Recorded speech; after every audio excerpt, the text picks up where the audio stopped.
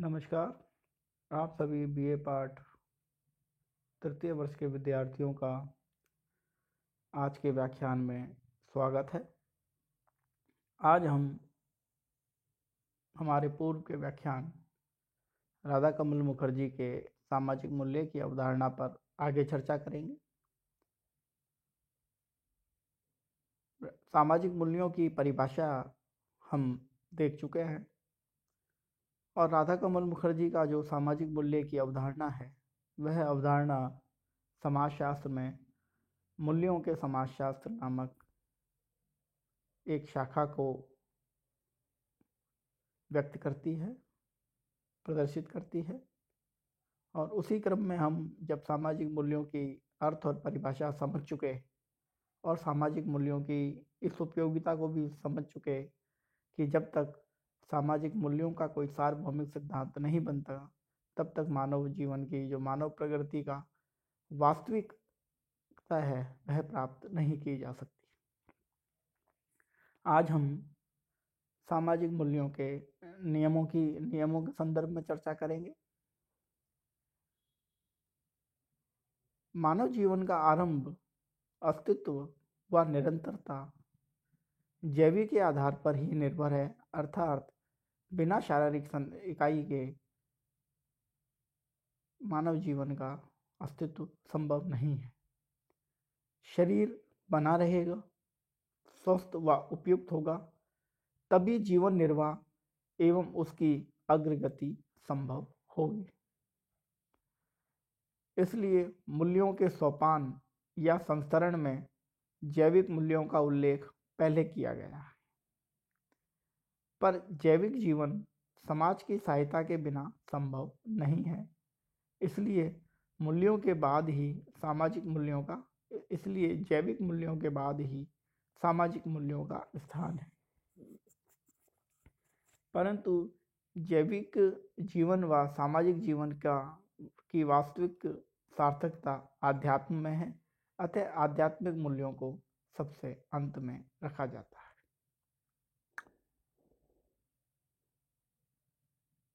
राधा कमल मुखर्जी ने जो मूल्यों के प्रकार बताए वह 3 प्रकार: जैविक मूल्य, सामाजिक मूल्य और आध्यात्मिक मूल्य। राधा कमल मुखर्जी का स्पष्ट रूप से कहना है कि बिना जीवन के, बिना जैविकीय संरचना के मानव का अस्तित्व संभव नहीं है, अतः जैविक मूल्य आवश्यक है। जैविक जीवन समाज की सहायता के बिना संभव नहीं, अतः जो सामाजिक मूल्य हैं वह जैविक जीवन के ऊपर आते हैं। और जैविकीय जीवन और सामाजिक मूल्य इन दोनों की वास्तविक सार्थकता आध्यात्म में है, अतः आध्यात्मिक मूल्यों को सबसे ऊपर रखा गया, सबसे अंत में भी रखा गया है। अब हम मूल्यों संबंधी नियमों का उल्लेख करते हैं। सबसे पहले हम पहले नियम पर आते हैं। समाज के नियंत्रण या अनुमोदन के आधार पर समस्त मानवीय अभिप्रेरणाएं मूल्यों में रूपांतरित हो जाती हैं। आधारभूत मूल्यों की प्राप्ति के पश्चात खिन्नता उत्पन्न होती है। उस अवस्था में समाज और संस्कृति मनुष्य के लिए नवीन इच्छाएं, लक्ष्य और साधनों को प्रस्तुत करती हैं, जिसके आधार पर नए मूल्य पनपते हैं। इसी को मूल्यों के चक्र का नियम कहते हैं। यहाँ हम पहले 2 नियमों की व्याख्या करते हैं। पहला नियम है कि जितने भी मूल्य हैं वे सब समाज के नियंत्रण और अनुमोदन के पश्चात जो भी मानव की अभिप्रेरणाएं हैं वह मूल्यों में परिवर्तित हो जाती हैं, अर्थात सामाजिक मूल्यों के ऊपर समाज का नियंत्रण और अनुमोदन दोनों होते हैं।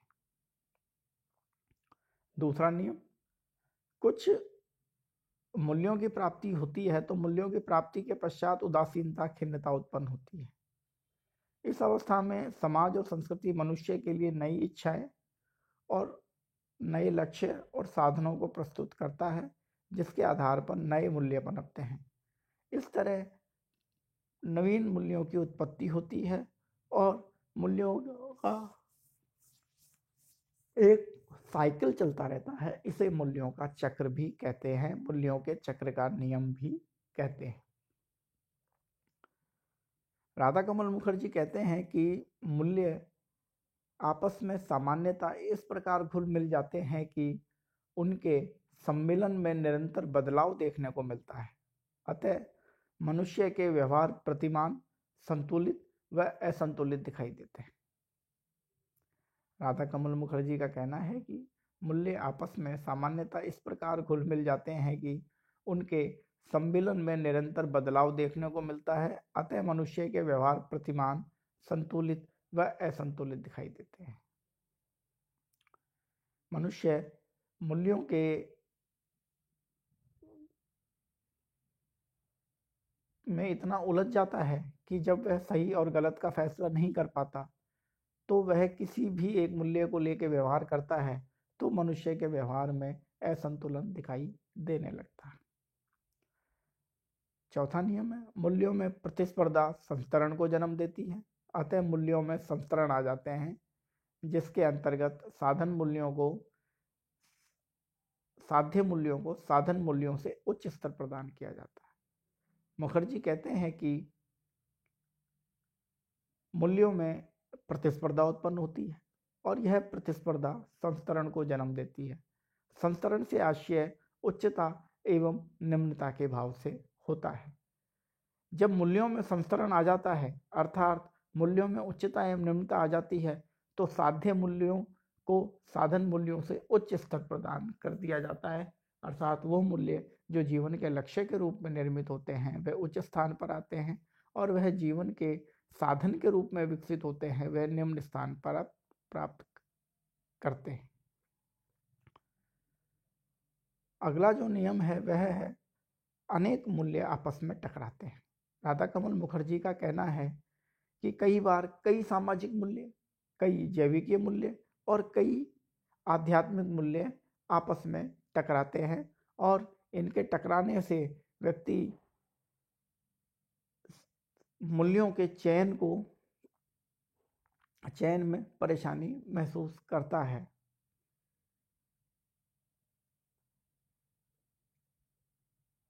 अगला जो नियम है वह है प्रत्येक समाज या संस्कृति मनुष्यों को मूल्य के आधारभूत प्रतिमान प्रदान करती है। ये संस्कृति, परंपरा व प्रशिक्षण ही है जो आधारभूत मूल्य व्यवस्था का निर्माण करते हैं।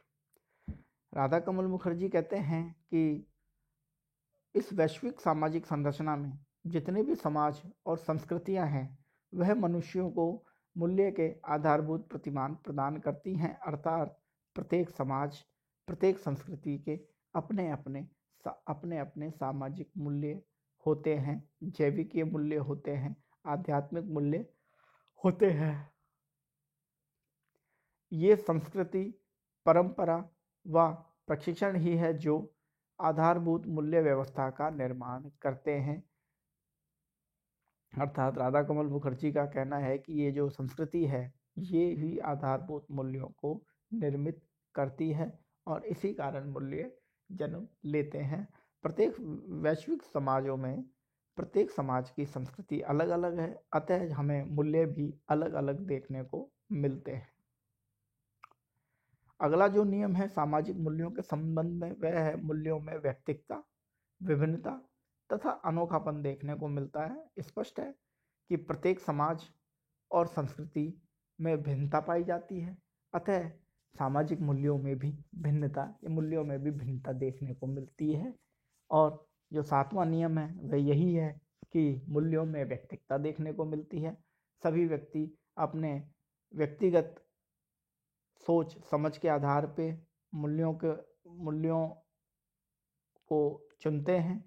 मूल्यों में विभिन्नता देखने को मिलती है तथा कई मूल्य ऐसे होते हैं जो बिल्कुल अनोखे होते हैं, आश्चर्यजनक होते हैं। इस प्रकार जो मूल्य हैं वे व्यक्तिगतता, विभिन्नता तथा अनोखेपन के मिश्रण के रूप में दिखाई देते हैं, अलग अलग भी दिखाई देते हैं और इनके मिश्रित रूप में भी दिखाई देते हैं। मूल्यों में गुणात्मक सुधार निहित है। जब हम इसके दूसरे नियम को पढ़ रहे थे मूल्यों के चक्र को, तो हमने देखा कि एक मूल्य प्राप्त करने के पश्चात उससे उच्च स्तर का दूसरे मूल्य की अभिलाषा और आकांक्षा बन जाती है। इसलिए मूल्य जो हैं वो अपने में गुणात्मक सुधार करते हैं। प्रत्येक मूल्य जितना गुणकारी होता है, आने वाले समय में या कुछ समय पश्चात, कुछ दशकों पश्चात या कुछ शताब्दियों पश्चात वह मूल्य और ज़्यादा गुणात्मक सुधार लिए होते हैं। अतः मूल्यों में गुणात्मक सुधार निहित होता है। नवा जो मूल्यों के संबंध में नियम है वह है सामान्यतः प्रत्येक समूह, प्रत्येक संस्था व्यक्ति के आवेगों तथा स्वार्थ के एक स्थायी संगठन का प्रतिनिधित्व करते हैं। इसी प्रकार द्वितीयक मूल्य को प्राप्त कर लेते हैं। राधा कमल मुखर्जी कहते हैं कि चाहे वह प्रत्येक व्यक्ति का समूह हो, प्रत्येक समूह हो या संस्था हो, व्यक्ति के मनोभावों और स्वार्थों के आगे एक स्थायी संगठन को प्राप्त करके प्रतिनिधित्व निर्मित करते हैं और द्वितीयक मूल्यों की स्थापना करते हैं, अर्थात समाज की आवश्यकता के विपरीत मानव की आवश्यकताओं के अनुरूप मूल्यों की स्थापना हो जाती है। वह सेकेंडरी मूल्य होते हैं। सेकेंडरी मूल्य स्वार्थ परक होते हैं, हित परक होते हैं और इनमें सामाजिकता कम होती है। अंतिम है गैर मूल्य। राधा कमल मुखर्जी गैर मूल्यों की बात करते हैं। उनके अनुसार ऐसे मूल्य जो नकारात्मक होते हैं उन्हें गैर मूल्य कहा जाता है, अर्थात समाज व्यवस्था में नकारात्मक व्यवहार को सही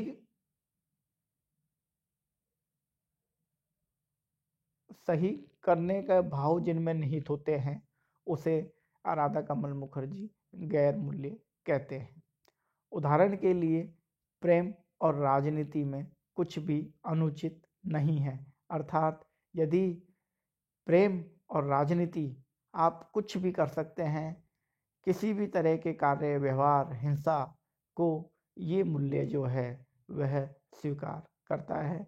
प्रेम और राजनीति में कुछ भी अनुचित नहीं है। ऐसा कह देने से समाज में बहुत ज़्यादा विघटन की स्थिति उत्पन्न हो जाती है। आज वर्तमान समाज व्यवस्था में यदि देखें तो ये जो घटनाएं हो रही हैं, तेजाब फेंकने की, चाकूबाजी की, प्रेम में विफल हो जाने पर उसकी हत्या कर देने की, घर से भाग जाने की, ये सब नकारात्मक मूल्यों का परिणाम है। इसी प्रकार राजनीति में जो ये खरीद फरोख्त होती है विधायकों की, राजनीति में अपहरण होते हैं, राजनीति में जो बाड़ाबंदी होती है विधायकों की, ये सब कुछ गैर मूल्यों के उदाहरण हैं। और जैसे जैसे समाज में गैर मूल्य प्रभावी होते जाएंगे उस समाज का विघटन भी उसी तेजी से उत्पन्न होता जाएगा। सकारात्मक मूल्य की बात करें हम, क्षमा कर देना सबसे बड़ी सजा है। वहीं इसका जो नकारात्मक मूल्य है, गैर मूल्य है, खून का बदला खून, अर्थात किसी ने आपको चोट पहुंचाई है, किसी ने आपको नुकसान पहुंचाया है तो आप भी उसको नुकसान पहुंचाएंगे। निर्बल के बलराम, अर्थात कमजोर जो है उसका बल जो है वह राम होता है। वहीं जिसकी लाठी उसकी भैंस, अर्थात जिसके पास ताकत है भैंस भी उसी की, अर्थात समाज भोगने के लिए उसी का होता है, जो मजबूत होता है, शक्तिशाली होता है, सत्ताधारी होता है। इसी प्रकार स्वास्थ्य ही संपत्ति है, यह एक सकारात्मक मूल्य है। और संपत्ति है तो सब कुछ है, अर्थात यहाँ स्वास्थ्य को एक तरफ करके संपत्ति को ज़्यादा महत्व दिया गया और संपत्ति है तो सब कुछ है जैसा नकारात्मक गैर मूल्य स्थापित हुआ। इसी प्रकार एक अंतिम उदाहरण है जो सामाजिक व्यवस्था में देखने को है। सकारात्मक मूल्य ये कहता है कि दुल्हन ही दहेज है, अर्थात विवाह में जो दहेज है वह वधू है, इसके अलावा और कोई चीज़ दहेज नहीं हो सकती। वहीं जो नकारात्मक मूल्य है वह है अगर दहेज नहीं है तो विवाह भी नहीं किया जा सकता, अर्थात शादी भी नहीं होगी। ये नकारात्मक मूल्य है, गैर मूल्य है। इस प्रकार आज के व्याख्यान में हमने राधा कमल मुखर्जी के जो मूल्यों के प्रकार, जैविकीय, सामाजिक और आध्यात्मिक, और उसके पश्चात जो 10 नियम हैं मूल्यों के, उस पर चर्चा की। आज के व्याख्यान में इतना ही।